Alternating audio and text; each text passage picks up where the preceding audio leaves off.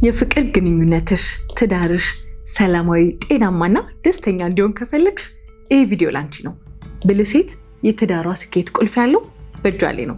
ታዲያ እቺ ብልህ ሴት ምን ማድረግ እንዳለባት ዛሬ 7 ነጥቦችን አነሳልሻለሁ። እነዚህን 7 ነጥቦች በአግባቡ ከተገበርሻቸው እመኚኝ ትዳርሽ ከምታስቢ በላይ ስኬታማ ይሆናል። ታዲያ ግን ይህን ቪዲዮ ከመጀመርሽ በፊት ይህንን ቻናል ሰብስክራይብ ካላደረግሽ ሰብስክራይብ እያደረግሽ እንዲሁም ደግሞ የደውል ምልክቱን እየተጫንሽ ከዚህ በኋላ መለቃቸውን ቪዲዮዎች በቶሎ ወደ አንቺ እንዲደርሱሽ ማድረግ ትችያለሽ። እድገቷን ለምትፈልጊ ሁሉ ሼር በማድረግ አግዣት። እንዲሁም ደግሞ ላይክ እና ኮሜንት በማድረግ ሀሳብሽን አጋሪ። ወደ ነጥቦቹ እንሄዳለን። የመጀመሪያው የማድነቅ ኃይል ነው። እንግዲህ እንደተፈጥሮ እንደ ሰውነታችን መበረታታት፣ መደነቅ፣ እውቅና ማግኘት ሁላችንም ብንሆን እንወዳለን። ይሄ ነገር ግን ወንድ ልጅ ላይ ትንሽ ለየት ያለ ስሜትን ይፈጥራል። በተለይ ደግሞ በሚወዳት ሴት ሲበረታታና ሲደነቅ ኃይሉ እየጨመረ የሚያደርጋቸው ነገሮች ሁሉ የተሻለ ይሆኑ ይሄዳሉ። ለምሳሌ ያህል እንደው በተለምዶ የምንላት ነገር አለች አይደለ? ሴት የላከው ይባላል። ታዲያ ይህን ነገር በቀላሉ እንዳትወስጁ። አንቺ አበርትተሹ ጎበዝ ከሆነ ትችላለህ እኮ ብለሽ ስትልኪው ያ ሰው የማይችለው ነገር አይኖርም። ብዙ ጊዜ ሴቶች ያማራሉ አይደለ? ቤት ውስጥ ምንም ነገር አያደርግም፣ ለቤቱ ጊዜ የለውም፣ ለልጆቹ ጊዜ የለውም። ነገር ግን ወጥቶ ከጓደኞቹ ጋር ሲዝናና ይውላል፣ ለነሱ ስፔንድ ያደርጋል፣ ለነሱ ይሰጣል። ነገር ግን ለኛ ምንም ነገር ማድረግ አይፈልግም ይባላል። ታዲያ ይሄ ሰውዬ እዛ ሲሄድ የሚያገኘውን አድናቆት እዚህ ቤት ውስጥ ስላላገኘው ነው። አድናቆት ከመራብ አንጻር ብዙ ወንዶች ሳይፈልጉ ወደ ሌላ መሄድ፣ ወደ ሌላ ማየት፣ ከቤታቸው መውጣትን ያተኩሩበታል። ነገር ግን አንቺ ቤት ውስጥ ይህን አድናቆት ይህንን ብርታት የምትሰጪው ከሆነ ከቤቱ ፈጽሞ ሊወጣ አይፈልግም። ለልጆቹ የሚያደርጋቸውን እያንዳንዱ ነገሮች ትንሽ ነገር ለምን አትሆኑም? አንተ እኮ ስለሆንክ ነው ይህን ያደረግክልን ብትይው፣ ለአንቺ የሚያደርጋትን ትንሽ ነገር ዋጋ ብትሰጫት ይህ ሰው እየጨመረና እያሳደገው ይሄዳል። ለቤቱ፣ ለልጆቹ፣ ለአንቺ የሚሰጠውን ፍቅር ብቻ አይደለም የምትጨምሪለት፣ ያለውን የስራ ኢነርጂ፣ የስራ አቅሙን ሁላ ትጨምሪለታለሽ። ኢኮኖሚካሊ እንኳን እንድታድጉ በጣም ነው የምታግዡ። አንቺ በማበርታትሽና እውቅና በመስጠትሽ ፍቅሩ ይጨምራል። ኢኮኖሚካሊ እያደጋችሁ ትሄዳላችሁ። ለልጆቹ ያለው ዋጋ እየጨመረ ይሄዳል። የምትፈልጊውን ሰው ክሬት ልታደርጊው ትችላለሽ። ይህን ሁሉ ነገር ማድረግን የምትችው ለአንቺ በጣም ቀላል የሆነውን አድናቆት በመስጠት ነው። ታዲያ የኔ ባል እኮ እንደዚህ ያህል የሚደነቅ ነገር የለውም ልትይኝ ትችላለሽ። ግን ደግሞ አንድ ትንሽ ነገር አትጠፋም። በእሷ ትንሽዬ ነገር ጀምረሽ ይህንን ሰው ሙሉ ለሙሉ ልትቀይሩ እንደምትችይ ደግሞ እኔ እነግርሻለሁ። ስለዚህ ዛሬ ትንሽ ያለችውን ጥሩ ነገር አድንቂለት። እስቲ ይሄ ሰው ምን አይነት ለውጥ እንደሚኖረው ካሁን ጀምረሽ ማየት ትችያለሽ። ወደ ሁለተኛው እንሂድ። ሁለተኛው ደግሞ በብልሃት መግባባት ነው። መቼም ሰውነንና በመሀላችን ግጭት መፈጠሩ አይቀርም። ታዲያ ይህን ግጭትሽን እንዴት ነው የምትፈቺው? አሁን የምናወራው በአንቺ ሳይድ ያለውን ስለሆነ እንዴት ግጭትን መፍታት እንዳለብሽ ደግሞ እንነጋገራለን። የመጀመሪያው ነገር ምንድን ነው? የምንናገራቸውን ንግግሮች ወይም ደግሞ የምንናገርበትን መንገድ መምረጥ ነው። አንዳንድ ጊዜ ውስጣችን ጥሩ ነገር ለመናገር ፈልገው ግን ደግሞ የምንናገርበት መንገድ ትክክል ካልሆነ ያ ሰው በፍጹም ሊረዳን አይችልም። ውስጤን አንብቦ የሚባል ነገር አይኖርም አይደለም። ሁላችንም ያው የምንገለጸው በምናወጣቸው ነገሮች ነው። ታዲያ አንቺም ልክ ማይሆን ነገር ሲሰማሽ ወይም ደግሞ ጥሩ ስሜት በትዳርሽ ላይ እየተሰማሽ ካልሆነ ያስቀየመሽም ነገር ካለ የምትናገሪበትን ነገር መንገድ ማስተካከል፣ እሱ ሊረዳሽ ሊገባው በሚችለው መንገድ መናገር። ሌላ ደግሞ ቶንሽን ማስተካከል። አንዳንድ ጊዜ በቁጣ በጩኸት በጣም ንዴት በሞላበት መንገድ ስንናገር ሌላውንም ሰው እልህኛ እያደረግነው እንመጣለን። ስለዚህ በጣም በተረጋጋ መንፈስ፣ ኦፍኮርስ አንዳንድ ጊዜ ከባድ ሊሆን ይችላል በተረጋጋ መንፈስ ማውራት፣ ምክንያቱም ጥሩ ስሜት ላይ ሰማሽ ይችላል፣ ያለው ነገር በጣም አናዶሽ ይሆናል። ግን ደግሞ ያ ሰው እንዲረዳሽ ከፈለግሽ በተቻለሽ መጠን ራስሽን የሚያረጋጉ ነገሮችን በመውሰድ ትንሽ ቀስ ብለሽ ረጋ ብለሽ ለማውራት መሞክር ወይም ደግሞ ጊዜ መውሰድም ሊሆን ይችላል። መጥፎ ስሜትሽን ከመግለጽሽና ከመናገርሽ በፊት ትንሽ ለራስሽ ጊዜ መስጠት፣ ትንሽ አረፍ ማለት፣ ከዛ በኋላ ትንሽ ቀዝቀዝ ካልሽው በኋላ ለመናገር መሞከር። እንዲሁም ደግሞ ጊዜ መምረጥ። አሁን ለምሳሌ የሆነ ሰው ልክ ከውጭ ሲመጣ ምን አጋጥሞት እንደመጣ እናውቅም አይደለም። እኛ ደግሞ ቤት ውስጥ መጥፎ ጊዜ ያሳልፈን ሊሆን ይችላል። ታዲያ ግን ያ ሰው ልክ እንደመጣ አንቺም ደግሞ ያንን ነገርሽ ንዴትሽ ገና ውስጥሽ እንዳለ መነጋገር ከጀመርሽ የበለጠ ግለት፣ የበለጠ ንዴት፣ የበለጠ ግጭት ነው እየፈጠርን የምንሄደው። ታዲያ ይሄ ሰው ጥሩ ስሜት ላይ ነው ወይ ያለው? እኔን ማውራት በሚችልበት ሰዓት ላይ ነው ወይ ያለው? ትንሽ ረፍት አግኝቷል ወይ? እኔን መረዳት ይችላል ወይ በሚለው ሰዓት መወያየት። ኦፍኮርስ ይገባኛል፣ ትንሽ ሊከብድ ይችላል። ነገር ግን ትክክለኛ ጥሩ ትዳር መገንባት የምትፈልጊ ከሆነና ነገሽን ላይ ጠባሳ እየጣልሽ አለመሄድ ከፈለግሽ ዛሬሽን ማስተካከል ግድ ነውና፣ እንዲሁም ደግሞ የምትነጋገሪበትን ሰዓት መምረጥ። እሱ በጣም በጋለበት ሰዓት እሳት ላይ ቤንዚን እንደመጨመር አታርጊው። ትንሽ ማረጋጋት፣ ከዛ በኋላ በጥሩ ሰዓቱ ላይ መወያየትን ተለማመጂ። ወደ ሶስተኛው እንሂድ። ሶስተኛው ደግሞ የቤትሽን ሚስጥር መጠበቅ ነው። በጣም ብዙ ጊዜ ይሄ ነገር በተለይ ሴቶች ላይ ያለ ችግር ነው። ታዲያ ይህን ችግር ዛሬ መፍታት አለብን። ብልህ ሴት የቤቷን ሚስጥር ደብቃ የምታኖር ናት። ይሄ ማለት ግን ሁሉ ነገር አፍነሽ ተጎጂ ወይም ደግሞ ራስሽን ጉጂ ማለት አይደለም። ግን ደግሞ ብዙ ጊዜ ግጭት ሲፈጠር፣ ትንሽ ችግሮች እንኳን ሲፈጠሩ ይከብደንና ለሰዎች ሼር ማድረግ እንፈልጋለን። ለጓደኛ ሊሆን ይችላል፣ ለገዛ ቤተሰብሽ ሊሆን ይችላል፣ ወይም ደግሞ የሚቀርቡሽ ሰዎች ካሉ ለሱም ቤተሰቦች ሊሆን ይችላል ይህን ሼር የምታደርጊው።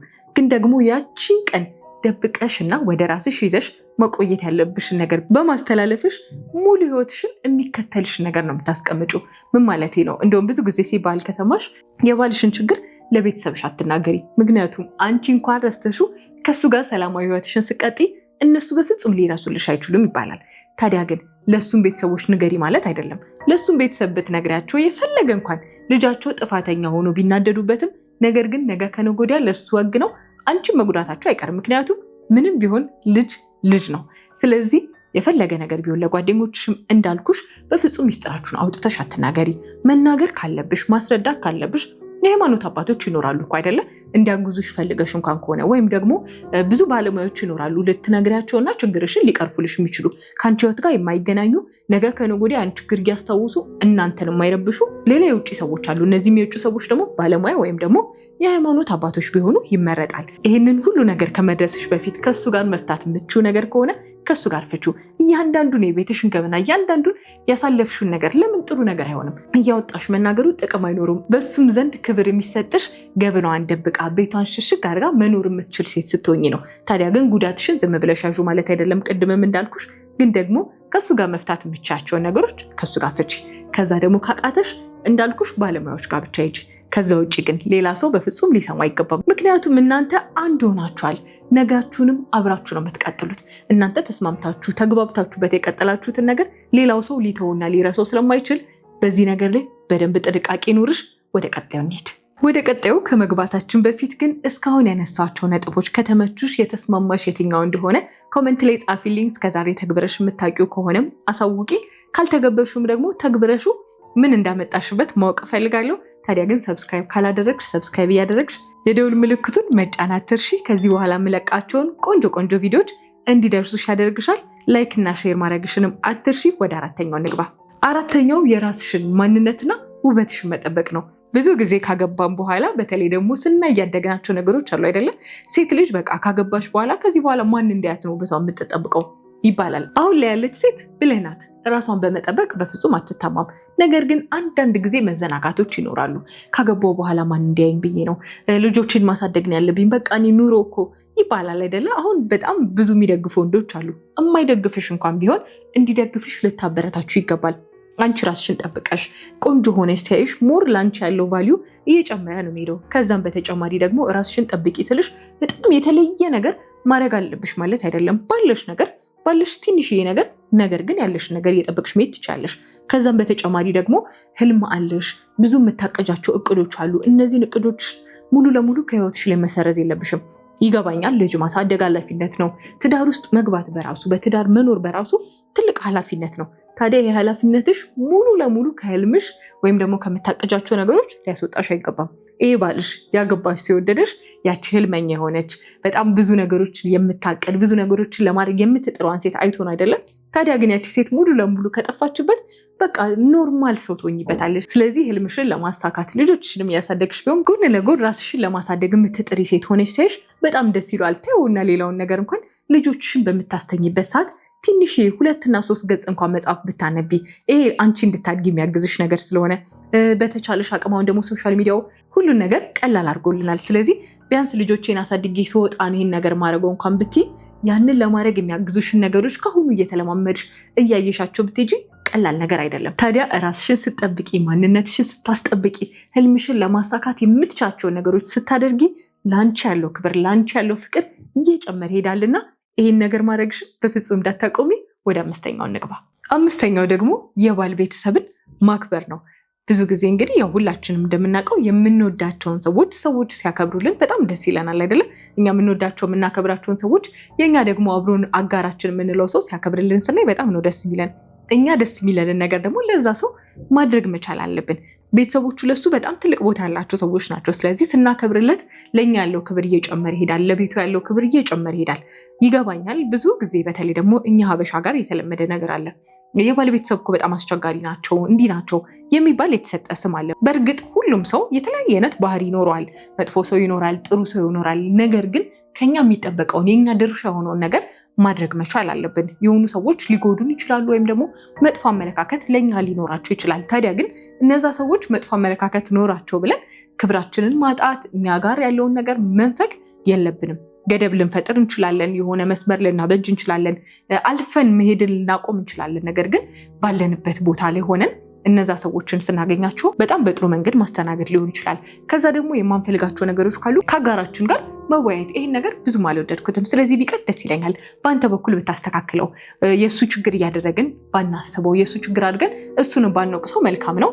እነዛን ሰዎች እናከብራቸዋለን። ከዛ በተጨማሪ ደግሞ በሱ በኩል እንዲስተካከል ማስደረግ የምንችላቸው ነገሮች ማስተካከል። ከዛ በተጨማሪ ግን በተቻለን መጠን የሚገባቸውን ክብር መስጠት መቻል አለብን። የወደድነው ሰው መገኛዎች እነሱ ናቸው። ስለዚህ መገኛዎቹን ልናከብርለት ልንወድለት ይገባል። ወደ 6ኛው እንግባ።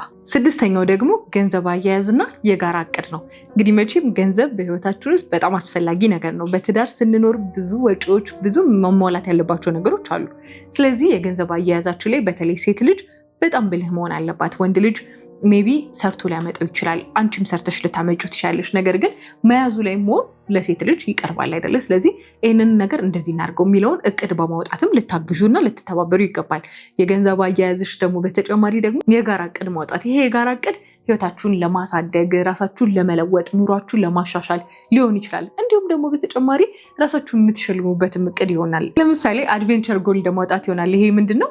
አንዳንድ ጊዜ ልናረጋቸው የምንፈልጋቸው የምንጓጓላቸው ነገር ግን ወይ በፈርተን ሊሆን ይችላል፣ ወይ ደግሞ አይቻልም ብለን አስበናቸው ሊሆን ይችላል። ሳናረጋቸው የቀረናቸው ነገሮች ይኖራሉ አይደለ? ስለዚህ እሱን ከባልሽ ጋር አብረሽ ማድረግ፣ እንዳልኩሽ ለሽልማት ሊሆን ይችላል። እስቲ ይሄንን ካደረግን በቃ ራሳችን እንሸልመዋለን። ሜቢ የሆነ ቦታ መሄድ ይሆናል። የሆነ የሚያስፈራችሁ ነገር ኤክስፒሪየንስ ማድረግ ሊሆን ይችላል። ለምሳሌ አንቺ ዋና የምትፈሪ ወይም እሱ የሚፈራ ከሆነ አብራችሁ ያን ነገር ማድረግ፣ ከፍታ የምትፈሩ ከሆነ ያንን ማድረግ ሊሆን ይችላል። ወይም ደግሞ ተውና የምትፈሩትን ብቻ ሳይሆን የምትወዱትን ግን ደግሞ ይህንም አንችለውም ያላችሁትን ነገር ማድረግና ራሳችሁ መሸለም ይሆናል። ይሄ ህይወታችሁ ላይ ጣዕም እየሰጣችሁ እየጨመረላችሁ ይሄዳል። ከዛም በተጨማሪ ደግሞ ለእድገታችሁ አብራችሁ ስታቅዱ፣ ህይወታችሁ ለማሻሻል አብራችሁ ስታልሙ፣ እናንተም የበለጠ ክሎዝ እየሆናችሁ የበለጠ ሪሌሽንሽፓችሁ እየጠነከረ እርስ በርስ ያላችሁ ግንኙነት ጓደኝነታችሁ እየጨመረ እንዲሄድ ያደርገዋል። ስለዚህ ገንዘብ አያያዛችሁ ላይ በተለይ አንቺ በደንብ ኃላፊነት ወስደሽ ማስተካከል ይኖርብሻል። የጋራ እቅድም እንድታወጡ ልታበረታችሁ ይገባል። ያኔ ግንኙነታችሁ የበለጠ እየጨመረና የምትፈልጊው ትዳር ብቻ ሳይሆን ጓደኝነትንም እየፈጠርሽበት ትሄጃለሽ። ወደ መጨረሻውና ወደ 7ኛው እንሂድ። 7ኛውና የመጨረሻው ፍቅርን ማደስ ነው። ፍቅራችን እንዴት ማደስ እንችላለን? እስከዛሬ የምታደርጓቸው የተለያዩ ልማዶች ሊኖራችሁ ይችላሉ። ዛሬ ግን የተወሰኑ ልማዶችን ላካፍላችሁ። በጣም በጣም ደግሞ የሚያስፈልገን ነገር፣ በተለይ ደግሞ በትዳር ውስጥ ሆናችሁ ልጆች ካሏችሁ ብዙ ጊዜ ልታጡት የምትችሉት ነገር ኳሊቲ ታይም ነው። የራሳችሁ የሆነ ጊዜ ማሳለፍ። ታዲያ በሳምንት ሊሆን ይችላል፣ በ2 ሳምንት አንድ ቀን የራሳችሁ ብቻ የሆነ ጊዜ ማሳለፍ። አብራችሁ ማውራት ሊሆን ይችላል፣ ወታችሁ ወክ ማድረግ ሊሆን ይችላል፣ የሆነ ቦታ ቁጭ ብላችሁ ማሳለፍ ሊሆን ይችላል። በጣም ኳሊቲ የሆነች እርስ በርሳችሁ የልባችሁን የምታወሩበት፣ ፍቅራችሁን የምታድሱበት፣ ድሮ ገና ሳትጋቡ በፊት ወይም ደግሞ ገና እንደተጋባችሁም ደግሞ አብራችሁ ብቻችሁን በነበራችሁ ሰዓት ስታደርጓቸው የነበሩትን ነገሮች በሳምንት ወይም በ2 ሳምንት አንድ ቀን ማድረግ። ይሄ ለምን ያስፈልጋል? መቼም ፍቅር ሁል ጊዜ ይኖራል ማለት አይቻልም አይደለ? አብረን እየኖርን መሰለቻቸት ይሆናል። መጥፎ ከማሰብ አንጻር ሳይሆን ግን ደግሞ ሁሌ አንድ አይነት ሲሆን መሰልቸትም ይመጣል። ስለዚህ እንዳንሰለች አንዳንድ ጊዜ ለየት ያሉ ቅመሞችን መጨመር ጥሩ ነው። ሌላው ደግሞ የሚያዝናኑ ነገሮችን ማድረግ፣ ፊልም ማየት ሊሆን ይችላል። የሆነ የሚያዝናኑ ጨዋታዎችን አብሮ መጫወት ይሆናል። ግን ሁለታችሁ ብቻ የተሳተፋችሁበትን ነገር ማድረግ፣ ወታችሁ የሆኑ ጌሞችን መጫወት፣ የሆነ ፊልም ማየት፣ የሚያዝናናችሁን ልትወዱት ሊያስቃችሁ የሚችሉ ነገሮችን ማድረግ ሊሆን ይችላል። እነዚህ ነገሮች አድርጉ። በጣም ቆንጆ የሆነች ቲፕ ደግሞ ላካፍላችሁ። በሳምንት አንድ ቀን የይቅርታ ቀን ፍጠሩ።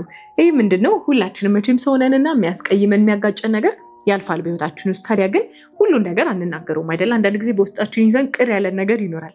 ታዲያ ይቺ ነገር እየተጠራቀመች ህይወታችን ላይ ቁስል ከምትፈጥርብን በሳምንት አንድ ቀን ይሄ ነገር እኮ አስቀይሞኝ ነበረ፣ በዚህ ጉዳይ እኮ ተከፍቼብህ ነበረ፣ ታዲያ በዚህ ጉዳይ ይቅርታ ተባብለን እንድናልፈው ፈልጋለሁ ብለን ከልባችን ይቅር የምንባባልበት በሳምንት ውስጥ ያሳለፍናቸውን ነገሮች እርግፍ አድርገን አውጥተን ሌላ አዲስ ሰላም የምንፈጥርበትን ቀን መፍጠር። ሌላዋ ደግሞ የፍቅር ቅመም ሰርፕራይዝ መደራረግ ነው። ብዙ ጊዜ እንግዲህ አዲስ ነገር ህይወታችን ላይ ሲፈጠር ደስ ይለናል አይደለም?